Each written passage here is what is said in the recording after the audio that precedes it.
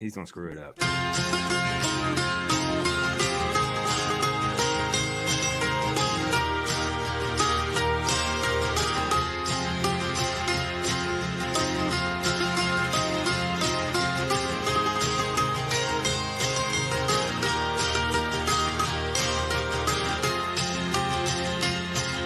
pictures tell the story. This life had many shades. I'd wake up every morning and before I'd start each day, I'd take a drag from last night's cigarette that smoldered in its tray. Down a little something, then be on my way. You know, this is gonna sound bad, but I want to make it real. I never get tired of looking at myself in the intro. I think you need to up. You know, we've had extensive discussions about the fact that intro is all about you and the brains and the Willet pot still. And we're just like, what's funny, I still have that too. Nobody Like, else watches. well, there's two people. That's his video ringtone as well. That's a problem. Well, now Dropkick Murphys may be my ringtone, so it is what it is. But hey, listen. So, guys, everybody, welcome to the show. All right, and we're gonna have fun. Mal, welcome back. Been a long time. That's a huge cheers. See, Billy's missing this nonsense because he wants to be fashionably late, like he always is. And then, of course, Mark probably doesn't know the time yet, so he didn't ask that question. But to be real, Mark has he has been flipping time zones so frequently lately. He probably doesn't know what time it is. No, that's just his normal excuse. But it's what is that noise? Who's got that blue snowball? Who's got that beating noise in the background? I don't know. All right, this is great television. What's that noise? Is that you? Is that your camera? Is this on? Is it working? Doing that. All right. So anyway, guys. So yeah, welcome everybody back, and super stoked about this. Hey, we're going to talk about something that I was, which is the reason why I created the show. I was more of a what we call a bourbon bunny, which is why I created the show with my buddy David, because I was like, dude, we got to find some hookups, right? And this is what will happen. We created some guys all over the place, and now we don't really search for bourbon.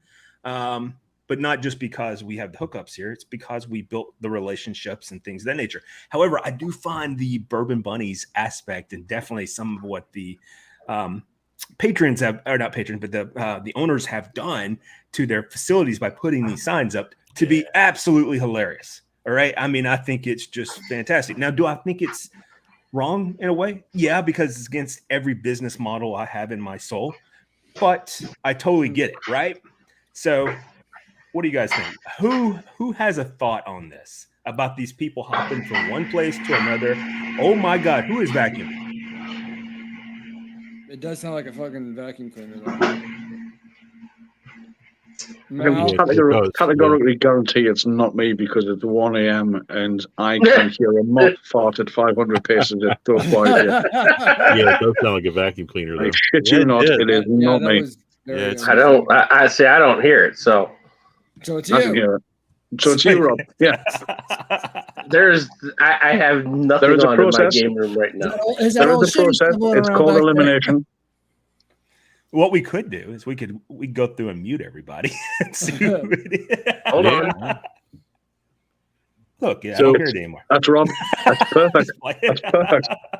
How about if we define Bourbon Bunny? Yes, Yeah, let's do that's a that. good So point. There you go. Chuck. Who wants to give a definition? Please And do we for can me. go as far as saying Bourbon Tater Bunny.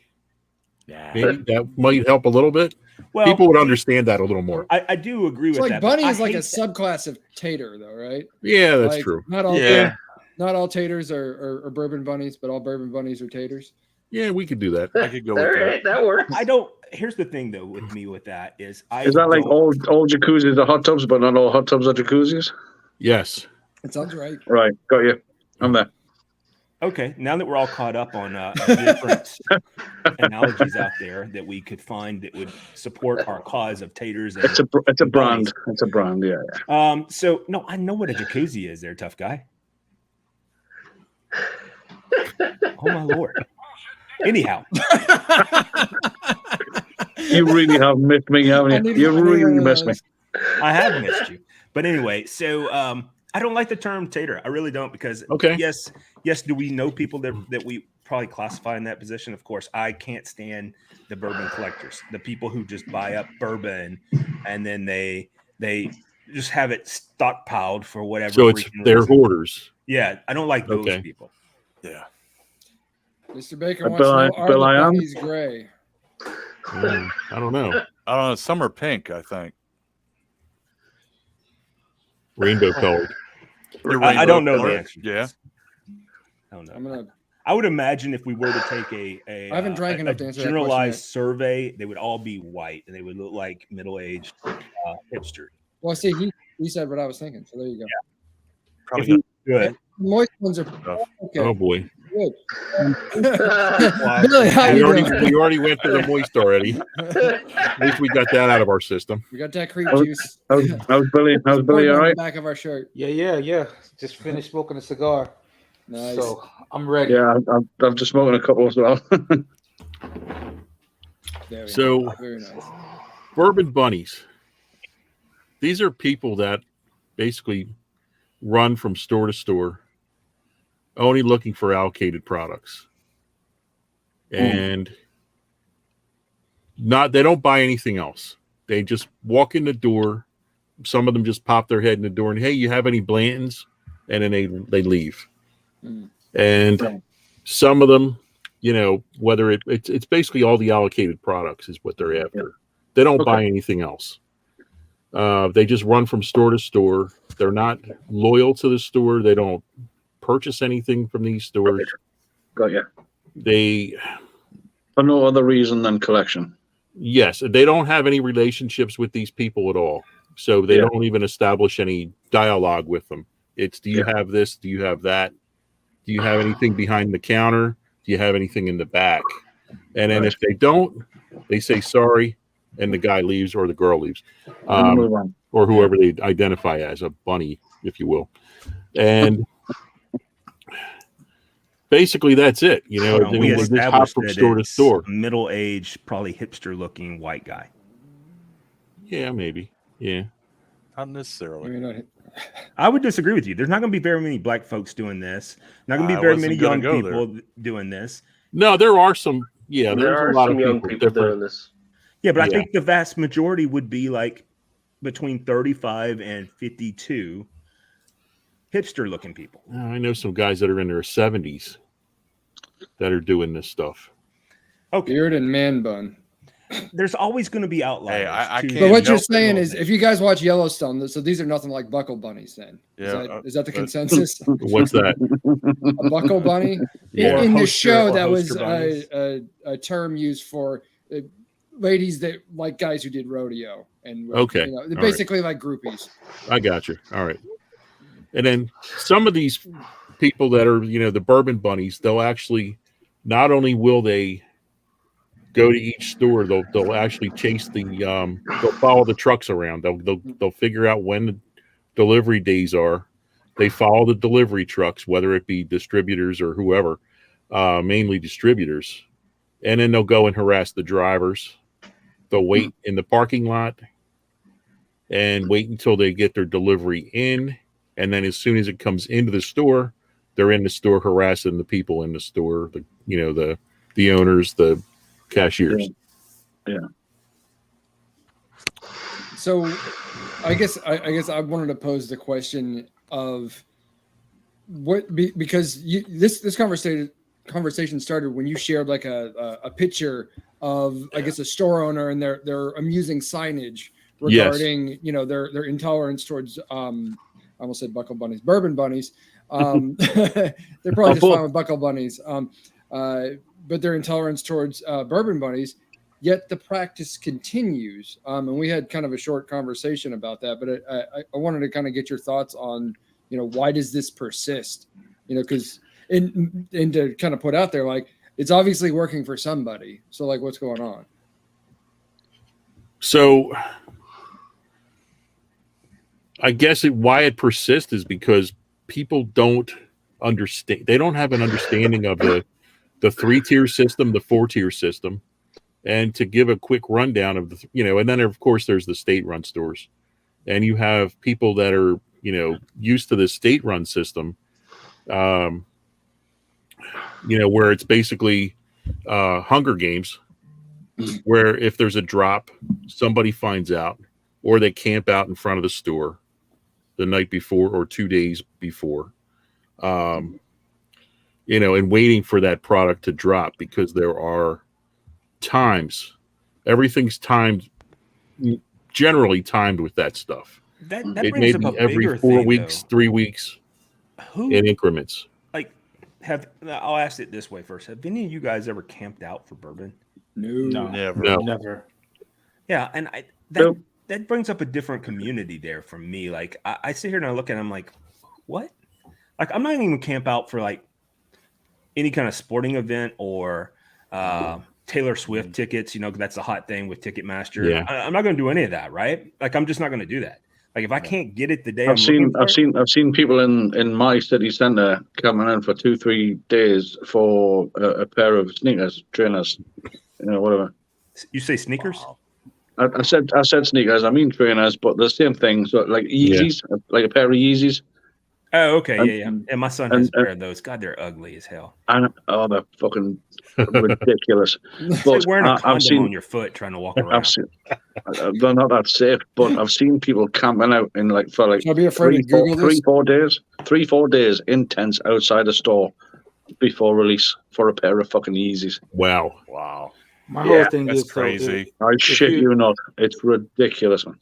If you're willing to do all that for a pair of sneakers or bourbon, or for anything that matter, one, you have no fucking life. That's plain and simple. Those fucking ugly ass shoes are $335 on Amazon. Mm-hmm. I mean, these are. It looks like space poop. Like that's what it looks like. Yeah. It's like standing on space poop with your bare feet and it squeezes up between your toes. Yeah. Not even with fucking glitter on. That's it. Yeah. Space poop. There's some alien floating around. It could be in like space. And in my local town center, at one particular sneaker store, trainer store, whatever you want to call it. I'll say sneaker store because it's an American audience. Queuing up and camping out for 3, 4, 5 days prior to release. Unreal. For a pair of those ugly ass shit. I would tell those people who do that to go home and work on their relationships. I really would. Yeah. Are they? Yeah. Honestly, I think they have a job. As much as bourbon is here in the state of Tennessee, like you're not going to get any allocated stuff at MSRP. Period. It's not going to happen, right? Yeah. And if you're camping out for that stuff, you have the bankroll to do it. So these people are taking vacation time to go, sit in front of whatever they have vacation store. time, or they get to make their own hours, or they're retired. Typically, yeah. But this is like that's their job. Pardon the progressive term, but a very privileged activity in the first place. Chuck's got a good point. It could be how they're funding themselves. This is how they're funding their out. How they pay the allocation, flip it, move on. Yeah. The market, the sneaker market, the flip sneaker market is fucking crazy. Like, no, it's the tennis shoe, Nike, definitely the Nike market here for secondary is freaking outrageous. I mean, it's fucking stupid. Let's call it what it is. Let's call it what it is. It's fucking stupid. Yeah, I agree with you. I find it all stupid, but I find the secondary market to be stupid as well. The only reason why I like the secondary market is because if I'm looking for something like for one of you guys, or if I have a guest coming into town or something like that, and I want to pick up something, then I'd get it. But like, I'm not going to pay. Getting back in the bourbon, yes, fair enough. Yeah, but everything else. there's still limitations. Like we all know what my price tag is for Eagle Rare 17. Eagle Rare 17. You're not going to find it for that. No, not at all. Not at all. I mean, it's just not going to happen. No. And for those who are sitting there going, well, I wonder what it is. It's more, it's like it's probably 15 times what the MSRP is on it. Mm-hmm. It's what my limit is. And it's not even there. You see what I'm saying? That's crazy. Yeah, you'd rather shit in your hand and clap. than pay some of these fucking astronomical prices. It's fucking crazy, man. It's stupid. The craziness about that, though, is like what Chuck posted today about that financial group out there in Washington. Oh yeah, taking that company, that distiller to court because they didn't get all their barrels. They're using that now as financial investments. Yeah. Well, there's more to that. We're gonna save that for another show, but because that is definitely in my wheelhouse, and I've done some research on that now. That would be a good show as well. Okay, yeah, cool. And it is fantastic. The idea is, and I actually like the idea of the hedge fund, but just so we can kind of give you guys kind of like a prequel to what's coming up on that, is that there's this hedge fund company that's called Washtucky that's based out of Seattle, and it's actually, from looking at its prospectus, it's actually related to another financial holdings group, and what they do is they hedge. Which, by the way, if you've never invested in a hedge fund, which I'm sure none of us have, it's generally takes $1 million or more buy-in. That's the risk of it, right? It's the reason why people like, well, how did Jared Kushner make $2 billion or whatever? I'm like, dude, first off, he's a hedge fund manager. If he has someone who's going to invest $2 billion, or in that case, for him to make 1%, you're talking about several billions of dollars, right? That's how that happens. And the average hedge fund has about a 60% success rate. That's the reason why everybody was buying into Bernie Madoff, because his was 90. He just kept making money, right? Yeah.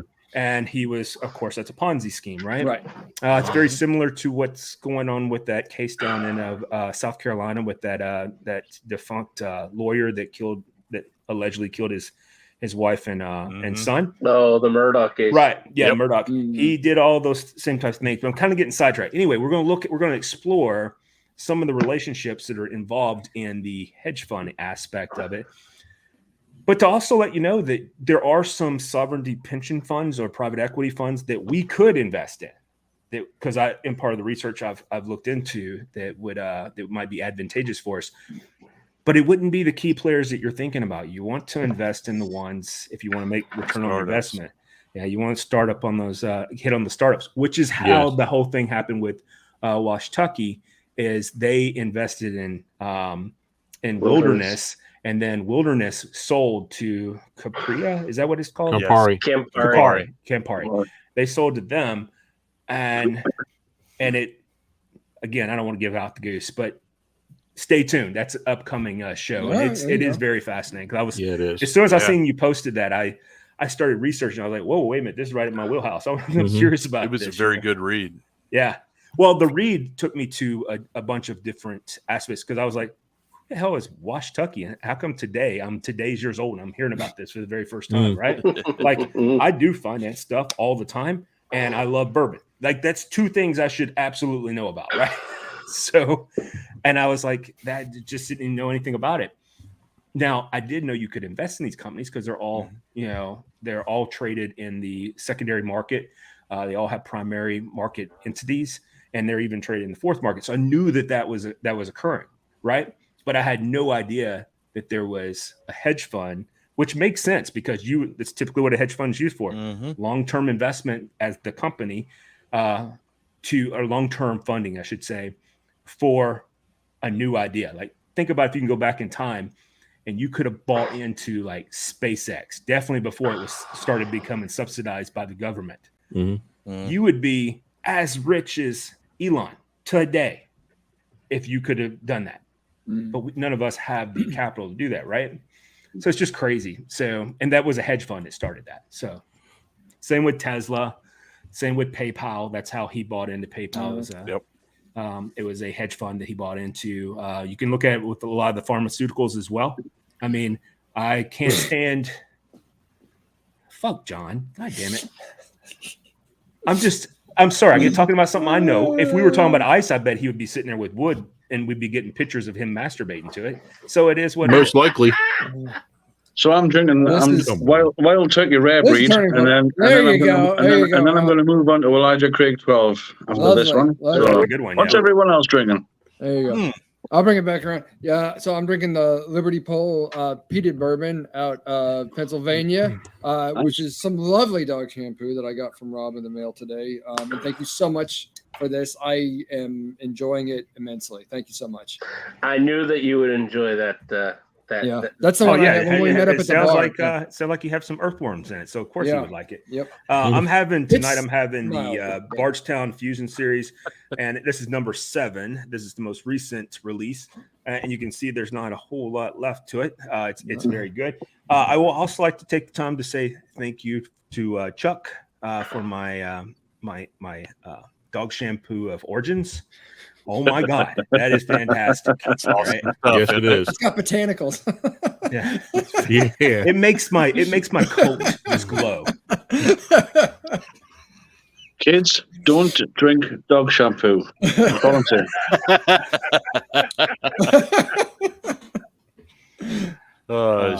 Yeah, that Paul Mitchell dog shampoo. It's good stuff. Yeah. I'm more into Pantene. Just What's the proof? What's the proof on the Pantene? Yeah. That What's the rest of you guys drinking? It's a 90 proof. I'm still going in on this Uncle Nearest. It's about halfway done. Oh man, I'm disappointed in myself. It's not completely gone, but slacker. You'll be disappointed when it's gone. Yeah. Yeah. Part timer. I'm drinking a little Old Granddad 114. Nice. I almost brought that out at the bar tonight, Chuck. I almost did. And then, in honor of the Bourbon Bunnies, I'm going to tap into the Elijah Craig or Elmer T. Lee. Sorry, I was going to say that's Elmer T. Yeah, Elmer T. Lee. Nice. The one that the Bunnies won tonight. Yeah. I ran into this today at one of my local stores. It's a Sazerac. Did it hurt? Barrel proof, Sagamore. Sagamore Spirit. Yeah, it's a out of Baltimore. Yeah, good stuff. It is good stuff. Good ride. The McHenry Beverage Shop. This is absolutely delicious.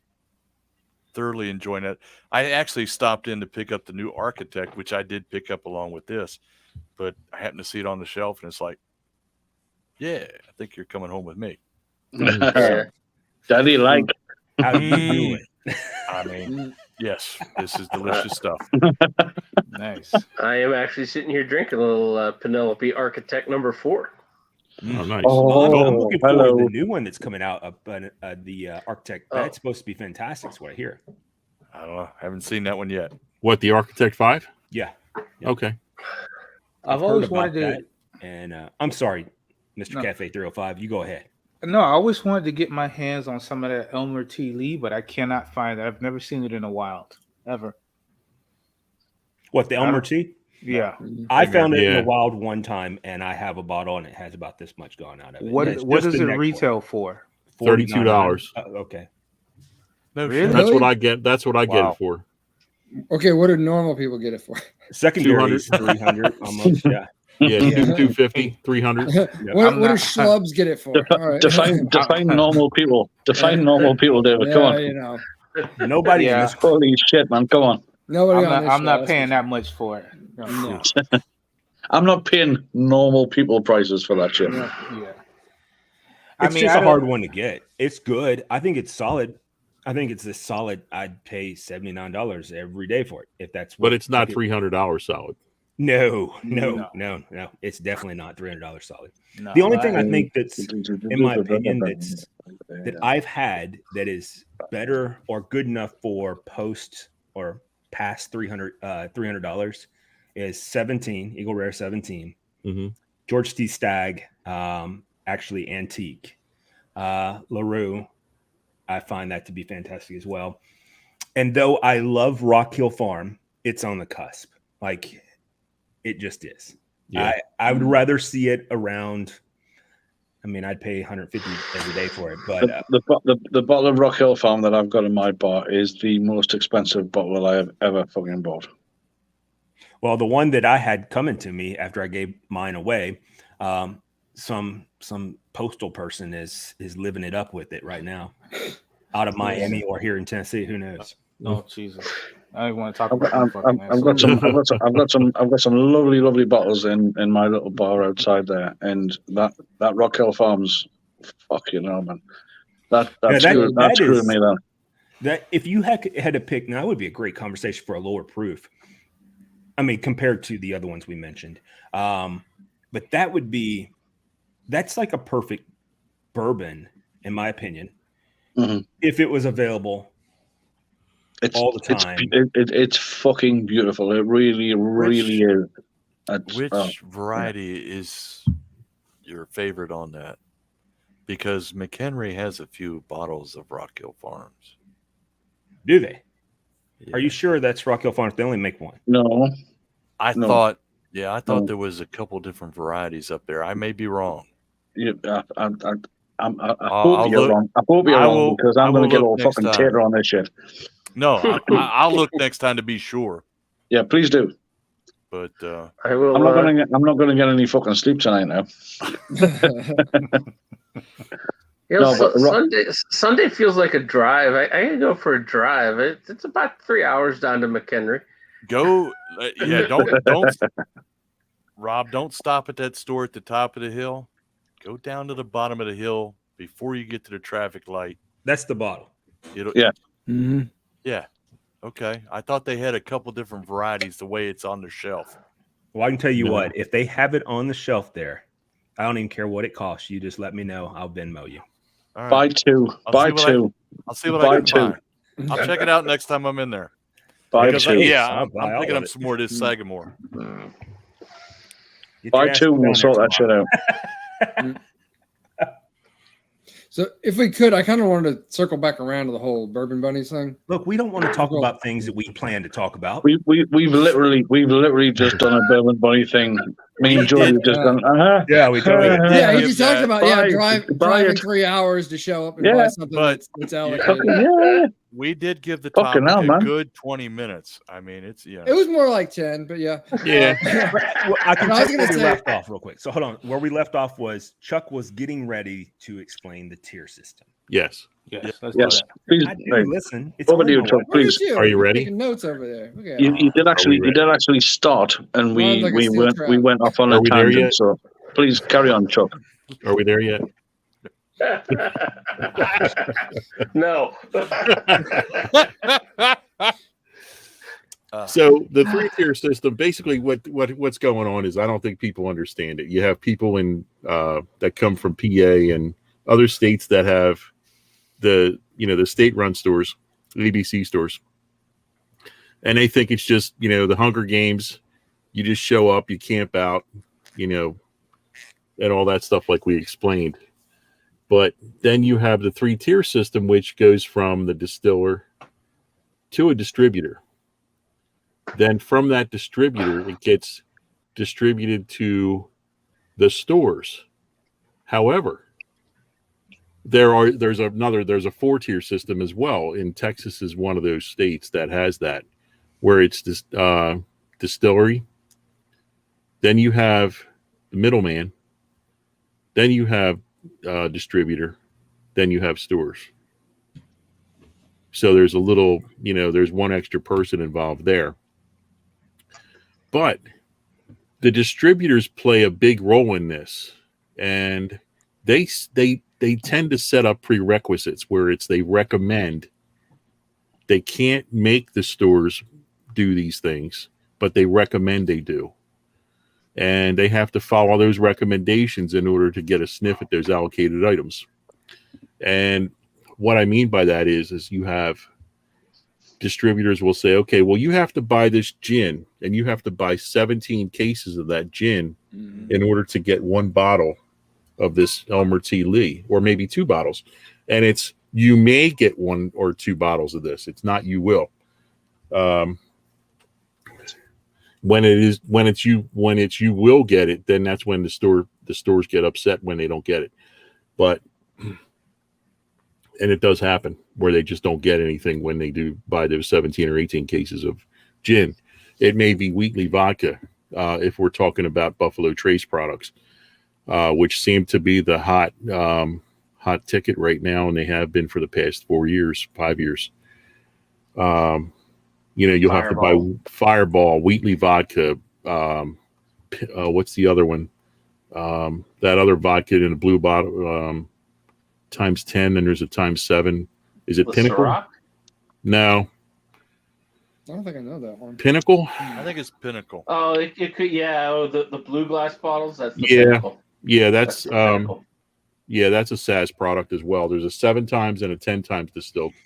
99 bananas. Yep, 99 bananas. All those little toots that the little shots that they put behind the counters.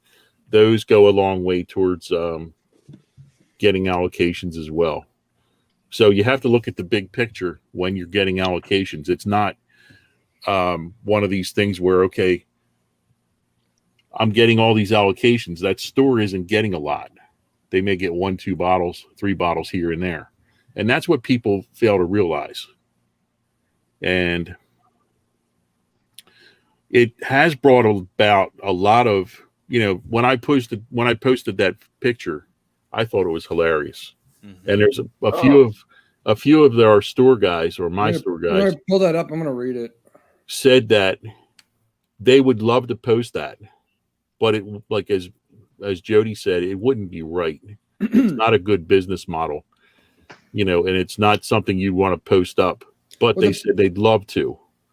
The problem is that it's not true. Based on our conversation, it's not as effective as the signage might indicate, because it's it's a practice that continues, right? Mm-hmm. But this is a literal sign in a literal store, in an actual store, I should say.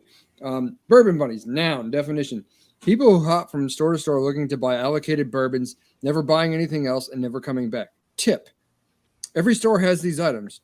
They will not tell you or sell them to you if you ask. It is irritating to have to deal with Bourbon Bunnies for the simple facts. It's something listed above in the definition. Allocated bourbons in every store are going to be sold to local customers that are loyal and regular customers. If this is not you, don't ask. Just go. You're wasting our time and yours, but mostly ours. So, I mean, pretty resolute refutation there of anybody interested in just breezing in. The counter to that, and again, I was talking with you, is that I've seen people who are from out of town, out of state, come into local stores. I was in there shopping, and I figured this out because I struck up a conversation with them because I saw them walking around. I think it was a bottle of Colonel Taylor, actually. Okay. And I was looking at, no jealousy, just happy for him that he found one. But he was on the phone talking to someone from Kentucky who was like a family member or something like that. And I kind of listened to the whole coordination of this. And it's not the only time, but like I've seen people come in, ask for the shit behind the counter. And because they're willing to pay whatever the asking price is, yes, then it still works. And that's the difference, the asking price. So here's the over-under thing. And of course, they're going to pay more maybe than someone who's developed a relationship and all that good stuff.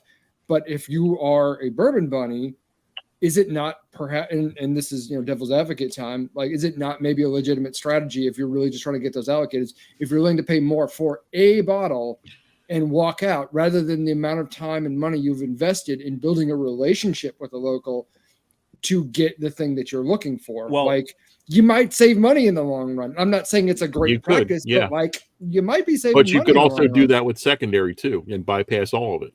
True. You could, if they're selling it at secondary pricing in the retail store. All right. But you could also look at it in the perspective too, is we've all, I won't name names, but there is a local around here that he requires $10,000 purchase. I know who this is. Okay. Oh, I know who that is. Yeah. Of allocated products, or not allocated, but of products within the store before you can even sniff at potentially buying any of the special allocated products that may come in. And I'm like, years. Yeah, that's exactly right. It would take you tons. And we're looking at your fucking collection behind you. And when you say that, right, it's like, who are you trying to cater to? And I think that's the other side of it, is that I'm not totally sympathetic to the store owners either, because they're in a business to make money. And if they're only interested in their whales, someone who's going to drop, $5 to $10K before, they're going to offer up an allocated bottle of something, this we'll say is particularly rare. Like, you're a jackass too. Like, I don't really care if someone comes in and gives you a hard time about, these allocated bottles and waste your time, like the whole thing's just kind of gross. But I think what happens is you're dealing with a particular type of clientele, and you have to ask yourself, how often is that clientele going to come in and spend that kind of money? I mean, because even as a store owner, if somebody came in and dropped 10K on other stuff in order to get some allocated stuff, how often does that happen? And it happens. I'm sure it does. I mean, but the place I'm talking about, the community that this individual has established is well established. We know, right, and most of him, us in this works. group know players in that group. Right? And that I understand. I don't hate on that. Cool, whatever. But for the majority of store owners, let's just say here in the U.S., how many store owners have that kind of clientele or has that kind of customer in the surrounding area that will come in and do that? That's the first thing. And one, if you do have one or two, that one or two people who come in who spend that kind of money, it's not enough to sustain you. You still have to buy and sell to the average Joe who just wants a bottle of whatever they prefer. So for me personally, if I never get my hands on an allocated bottle again, am I going to really be upset about it? No, because I don't even drink the allocated stuff like that. I mean, and it's just one of those things where we have to kind of take ourselves out of the equation here, because all of us have had the fortunate privilege, to use David's progressive term he used earlier. We've all had the privilege of having damn near everything that you can have, right? And there's some things that we haven't all had, but for the most part, we've all had at least a sniff or a taste of all of it, right? And and we've now grown into this position of where we have things we love. Don't get me wrong, Eagle Rare 17 still my favorite bourbon of all time. Do I own a bottle of it? I do not. All right. Will I at some point? Maybe. But if not, I know where to go find it and have one. You know what I'm saying? Mm-hmm. And I'm down with that too. It's just going to cost me a lot. It is what it is. We move on. George C. Stagwell, have that again. I will. I gave away a bottle. I mean, I generally get multiple bottles of that as well. So I have those connections. But is any of that, like on all of those, outside of Eagle Rare 17, I'm not really going to pay these crazy secondary pricing for them because I already have well-established relationships with my the proprietorships that I tend to go to, and I hope that that's going to pay out for me at some point.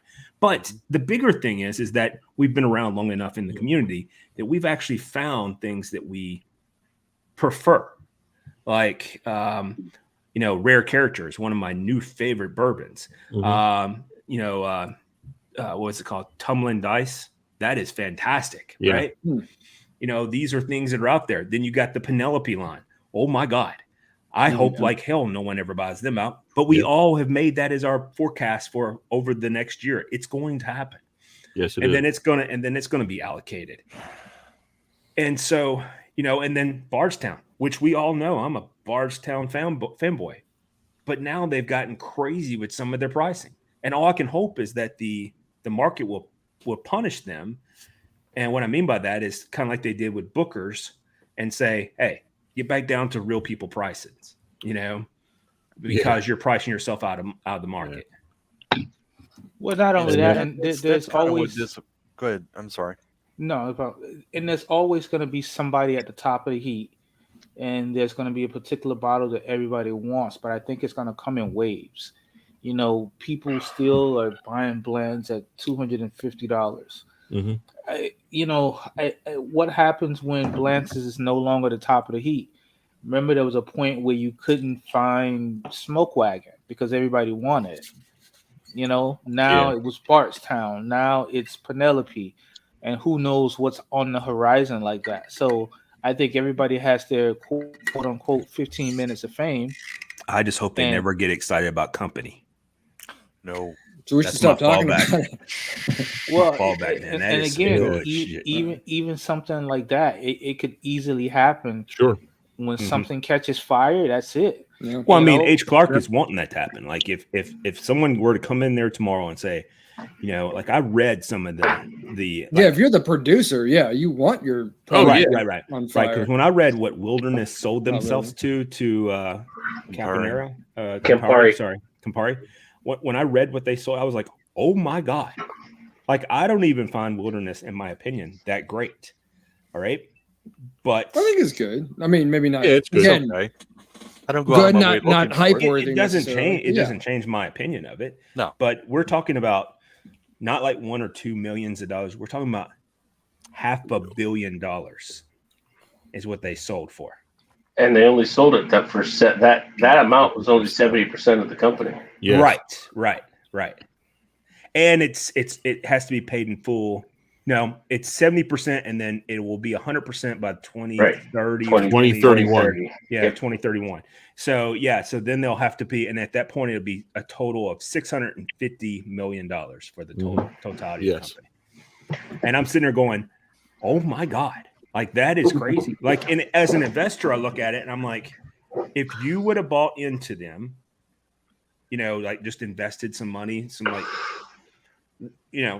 $1,000, $2,000, $3,000 here or there, you would have just made back your money And then some. Oh yeah. 10 times probably easily, right? Depending on how long the risk was and how much stock or how much revenue you bought, bonds you bought into it. It's just crazy when I look at that, because that would not have been one of the companies I would have thought. I would absolutely, like, if you asked me what I thought the price tag for Bardstown would be, that would probably be the number I would throw out, somewhere around $500 million. Which now put yourself at what's Bardstown valued at, and it has to be over $1 billion, right? What do you think Penelope's going to go for? Yeah, like that's the thing. What is that is Penelope the going hot bourbon right now? Here's what I Yeah, think. and the folks from Bardstown actually helped Penelope get off the ground. Right. So I Right. think they may have. I would like to see their written partnership, because if they have any type of interest, ownership, or equity in that organization, they won't sell. They will buy it up. Yeah, it'd be kind of a little bit of a merger. Baker thing doesn't going think on. Penelope is going to sell. What I equate that Ask him if to he would is- take the ice in East Palestine. what I was think probably that hurtful. I shouldn't have said that. kind of equates to is, if anybody follows football even a little bit, so this guy, Deshaun Watson for the Cleveland Browns, he got a fully guaranteed contract. I think it was like $230 million. 230 mil. Fully guaranteed. So now Baltimore Ravens with Lamar Jackson, he wants something in the area of like 205 fully guaranteed. So I think what's kind of happening, that same sort of trends is happening with these bourbon companies. So nobody will even entertain a $10 million buyout. No, it's not even a thing. So now the numbers are going to keep climbing higher and higher. So I think it depends on the facility. I think the company, they would sell out for $10 million. I really do. If we had $10 million, I bet we could go down there and buy it today from H. Clark. But here's the thing: if somebody offers you $10 million for that whole thing, you could say, okay, either we'll take it or we'll refuse it. Because when the offer comes back around, you can then say, well, somebody offered us $10 million a year ago. Now we want 20. That's only if the market's still hot for it, though.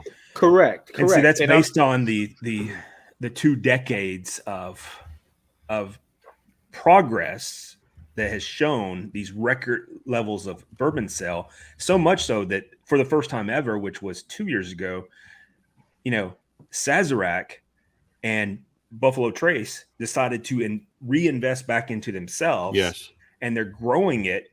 That's a risk, because you put those barrels, and I think it's going to be something like It's an ungodly amount. Yeah, I think it's like 5-point-something million barrels they're going to be able to house in their growth. That's 500 and something million barrels of bourbon that are going to be sitting someplace, right? Collecting dust, just waiting, right? And what happens if 1970 kicks in? Right. I mean, but which could it's happen price. because we're at that cusp with inflation and stuff. Yeah, But and then we go back to vodka. No, I'll stay with bourbon. Yeah, Just sad day. BTCs Oh, we get all some the damn good time at prices, man. $49.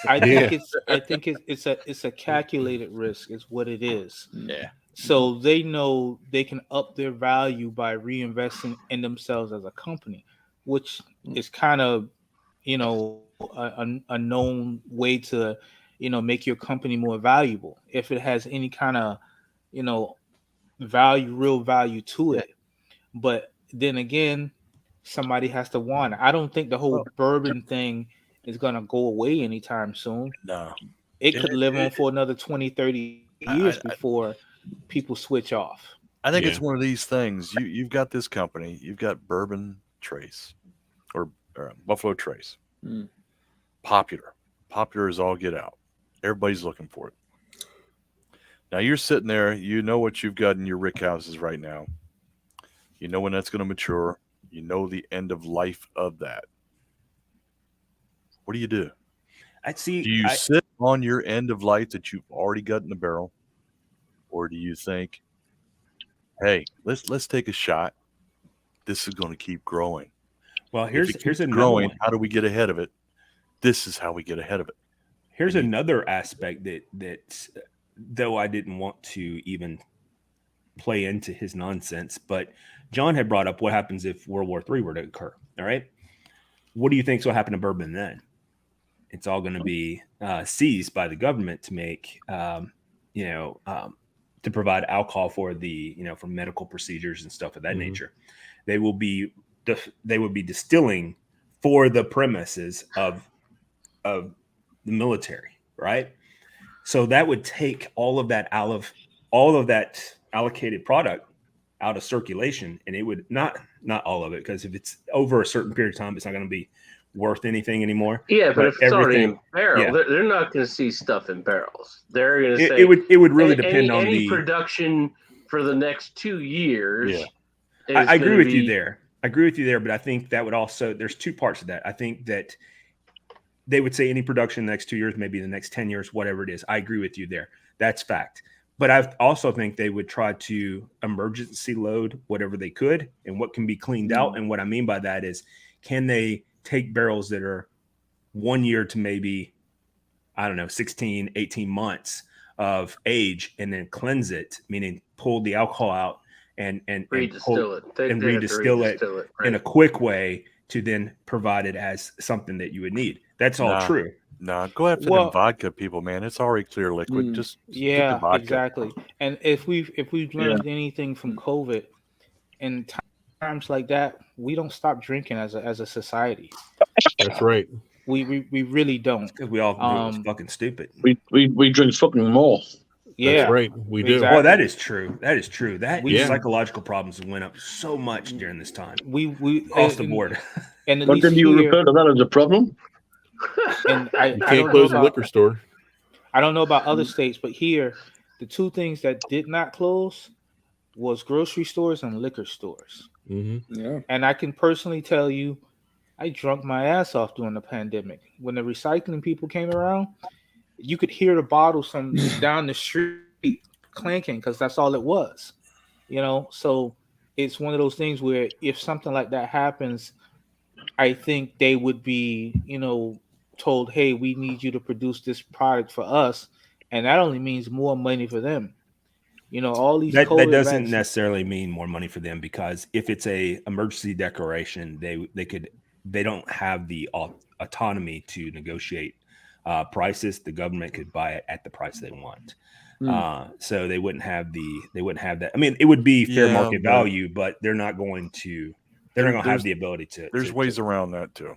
Well, I'm sure there is. I mean, it's like this ask Pfizer. It's taken us Pfizer or Moderna. It's taken us a good while to distill that batch. We got problems there in the distillery. I mean, if it wasn't for Viagra, Pfizer would already went bankrupt 10 years ago, right? And now that they have the COVID vaccination, they're going to be. I mean, people that are invested in them are making bank. Largest sums of money ever coming through. Largest sums of money we've ever seen in history of the world. With these companies being bought out, I think they can almost write their own ticket as well. I mean, I'm nothing on anybody's scale, but if somebody offered me $100,000 for Cafe 305, I tell them to kick rocks. I was going to say, hey man, I was just getting ready to say $100,000. We can talk. Yeah, I was just gonna say that myself. Kick motherfucking rocks. How about 2? Yeah. No, for $100,000, no, you can kiss my ass for $100,000. I mean, can I do that for free? I can go up at 2.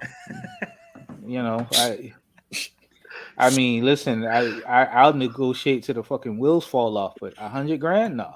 I'm just saying, if that's what you would have said, I would have been like, hey, well, that's based on evaluation. You'd have to be able to proven sales that would equate to a 2.5 over a period of time, which I do believe there's possibility of that. But I'm just saying that if that's what you're going to invest in, if you're taking 100% of equity of the organization, that may be a fair price. But if he said, hey, look, I'm only going to give you 20%, then you have to make sure that other 80% of equity vastly exceeds 2.5. Do you see what I'm saying? No, I get you, and you make perfect sense. It's just $100,000 wouldn't be enough to bring me to the table. I don't care what they thought my company was worth. No, I'm just telling you, if you said that to me, I would be like, hey, I'm your huckleberry. I think Mel just realized we're still on. Poor Mal. Yeah, I know what time it is. I'm just saying, maybe a little bit late in the evening for. And if World War III I'm listening. And if World War III breaks out, I will put in a contract to sell barbecue sauce to the government. I will. I have a DUNS number just for that. So you'd probably be making vinegar. Hey, so Mal, real quick. So I want to ask you some current events over in England, all bourbon related. All right. So since the pandemic has lifted for us here, I don't know if it has there. I'm just going to make an assumption that it has. Yeah, it has. Yeah. Have you seen more supply come in? We'll start there. I have seen zero change in the supply. Good job for the English. All right, so moving past that, still shit, basically. Yeah. Yeah. So moving past that, what about any new types of pubs, bars, anything like that? Have you seen any of those start to grow since the pandemic lifted? New types of pubs? What do you mean like by new establishments? Like new places opening. What do you mean by new types of pubs, though? No, I don't mean new types like that. I mean, like, just are there new locations. Establishments, new Like, locations? I think I'll open a bar on the corner of the street. No, not at all. Okay, so that's strike 2. Yeah. I actually saw something, and I can't remember where I saw it, but they were talking about the pubs in England and Ireland, how a lot of the really, really old pubs are just actually dying off. So there's a lot of the supermarkets or the I don't know, like Asda's and I can't remember what the fucking call them over there now. So a lot of the supermarkets over here sell beer, and it's a lot cheaper than drinking in the pubs. So a lot of people are buying. Yeah, that makes sense. I mean, it's the same way here, but yeah, people still go into the bars. All right, so can I ask one final question? All right, so when you watch Peaky Blinders, do you put on the closed captioning so you can read it like I do, or do you understand everything they say? I don't watch Peaky Blinders. I fucking live it. There you go. Final question, Beal. I know Jody's thinking it. None of us really want to say it because we're going to be the dumb Americans. But can you say by order of the Peaky fucking Blinders in your magnificent accent? No, I fucking can't. So I'm thinking it. Real quick, I'm not from fucking Birmingham, dude. I'm from Newcastle. Like, is that a real big deal between the two? I don't know. I'm asking. Is that like it's a big deal between every fucker. So yeah, no, I'm not gonna like fucking Brooklyn and Queens, man, or Pittsburgh and Cleveland. And Cleveland. Okay, so how many miles or kilometers or whatever you guys call it? How far is this separation between you and Bourbon? No, we call it miles, but I wouldn't like to be dragged by me. I wouldn't like to be dragged by me bollocks from one to the other. Okay, but that doesn't tell me any distance. It's long enough. It's long enough. I mean, I personally don't want to be dragged by any part of my body for any assortment. Bollocks is balls, right? Yeah. All right. Yeah. No, I didn't know. So I was just saying any. Well, 6 inches is too far. But let's say hence the reason why I have closed caption on when I watch Peaky Blinders. Let's say a couple of 100 mile. Couple 100 mile. Got it. Okay, because this is the lightning round. Further question: what do you call that accent? Because I know there's different accents. And Peaky Blinders is Brummy. Brummy? Yes. Yeah. Brummy. Okay. And what would you call your own? Geordie. Geordie. Yeah. I thought he said Jody. We don't call anything over here after you do. Jody. I'm just saying that's what I heard. I was like, oh, so we call it Jody. Accent. Yeah, that's all you were ever gonna fucking hear. That's Well, listen, guys, we are at close to the top of the hour. I really appreciate everybody showing up. I think we had a great conversation. I wish we'd have got past the tiers, and I think we kind of did. We kind of stepped around it, and we talked about a bunch of other things. But we also did talk about something that's coming up in the future in our next show, which should be interesting, talking about the potential hedge funding of bourbon and maybe even future investments. Some of you guys might want to invest in that. I know that I will be in some fashion. I don't know that I'll be putting anything towards a hedge fund. Not quite that rich or privileged, as David likes to put it, to be investing like that. But guys, always fun, always real. Thank you for everyone that showed up, and thank you guys for all watching. Peaky fucking Cheers, Blinders. friends. Cheers, guys. Be good to yourselves. fucking blind Good to yourselves. There he is. There he is.